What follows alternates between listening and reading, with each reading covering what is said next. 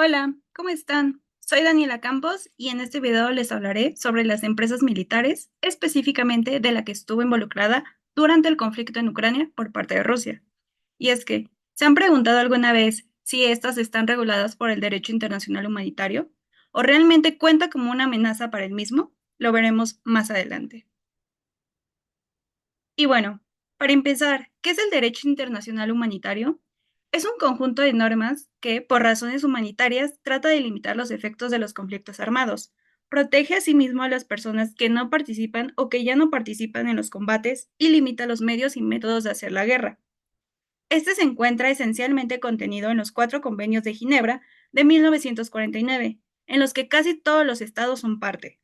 Estos convenios se completaron con otros dos tratados, los protocolos adicionales de 1977, relativos a la protección de las víctimas de los conflictos armados.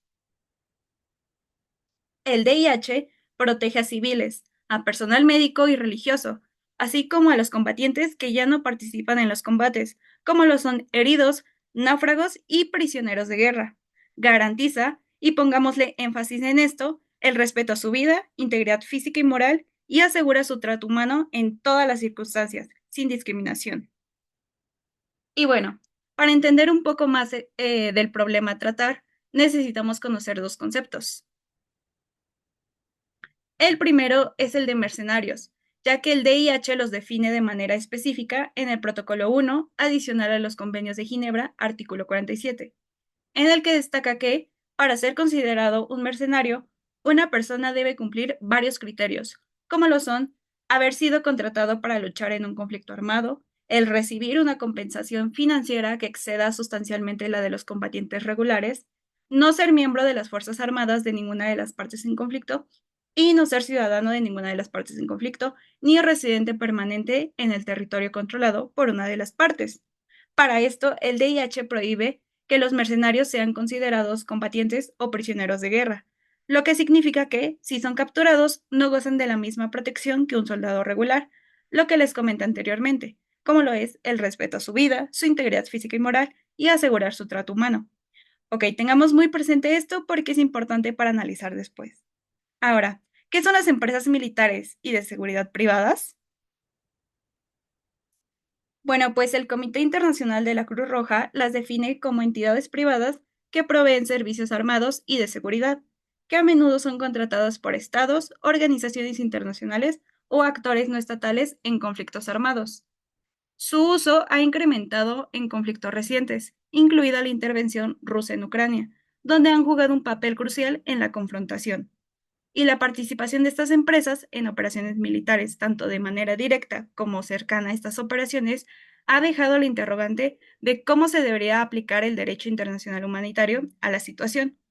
Y es que la mayoría de los empleados de las empresas militares entran en la categoría de personas civiles, tal como las define el DIH.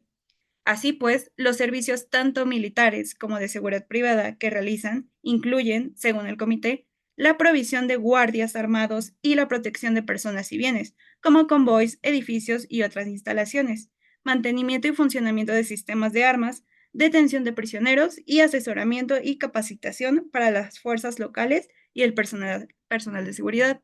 Pongámoslo entre comillas. Entonces, la diferencia clave entre mercenarios y empleados de las empresas militares radica en la forma en que son contratados y en su rol. Los mercenarios participan directamente en las hostilidades a cambio de una recompensa económica significativa y no tienen ninguna vinculación con el Estado contratante. Los empleados de las empresas militares pueden desempeñar una variedad de funciones y en muchos casos están contratados bajo contratos formales y en conformidad con la ley nacional o internacional. Sin embargo, la realidad es otra, pues existe el Grupo Wagner, que es una organización paramilitar rusa, entendiendo esta como un grupo de civiles armados con estructura militar que no forma parte del ejército oficial de un Estado. Aunque su estatus legal es incierto bajo la ley rusa, el Grupo Wagner ha sido vinculado con el neonazismo y la extrema derecha. Ganó notoriedad internacional durante la guerra del Donbass en Ucrania, apoyando las fuerzas separatistas prorrusas y se cree que sus efectivos contribuyeron a la anexión de la península ucraniana de Crimea a Rusia. Ha participado de igual forma en otros conflictos como en Siria, Libia, la República Centroafricana y Mali. Y como las fuerzas mercenarias son ilegales en Rusia, el grupo Wagner se registró como empresa en 2022. Ahora bien, las tropas ucranianas comentan que los soldados de Wagner fueron enviados a atacar en masa en campo abierto, y como resultado hubo muchas muertes. Los combatientes de Wagner jugaron un papel muy activo en la violenta toma de la ciudad ucraniana de Bakhmut, y se cree que los efectivos de Wagner participaron en acciones encubiertas en las que se culpaba a Ucrania para darle a Putin un pretexto para justificar el contraataque. También muchos de los combatientes de Wagner en Ucrania han sido presos de las cárceles rusas, a los que se les concedió la libertad a cambio de que fueran a la guerra. En Ucrania, los miembros del grupo Wagner han sido acusados de violaciones del derecho internacional humanitario, como ataques indiscriminados contra civiles, tortura y ejecuciones extrajudiciales, entre otras situaciones que atentan contra la integridad de la población ucraniana. Un hecho lamentable, muy lamentable, está en la dificultad en responsabilizarlos, ya que al ser empleados de una empresa privada vinculada al Estado ruso, no está claro bajo qué jurisdicción o marco legal deben ser procesados. Y esto plantea un dilema sobre la aplicación del DIH, ya que no pueden ser tratados como mercenarios, pero su rol en combate y su relación con el Estado pues son bastante ambiguos. Entonces, mercenarios o empresas militares. ¿Por qué para unos sí aplica, pero para otros no? El DIH es claro en que los mercenarios no tienen derecho a ser considerados combatientes ni prisioneros de guerra, pero sigue aplicando en cuanto a la prohibición de ataques contra civiles, tortura y otros crímenes de guerra. Aunque no son formalmente mercenarios, los empleados de las empresas militares están obligados a cumplir con el DIH. Sin embargo, en la práctica, la falta de regulación y las zonas grises legales crean dificultades para aplicar y hacer cumplir estas normas. Y bueno, a manera de conclusión, evidentemente el DIH no fue diseñado para abordar completamente la realidad de las empresas militares, lo que deja una serie de vacíos legales sobre, por ejemplo, la responsabilidad estatal y empresarial. ¿Hasta qué punto un Estado es responsable por las violaciones cometidas por una empresa militar bajo su control? En el caso de Rusia y Wagner, la línea entre Estado y empresa se vuelve borrosa, lo que complica la rendición de cuentas.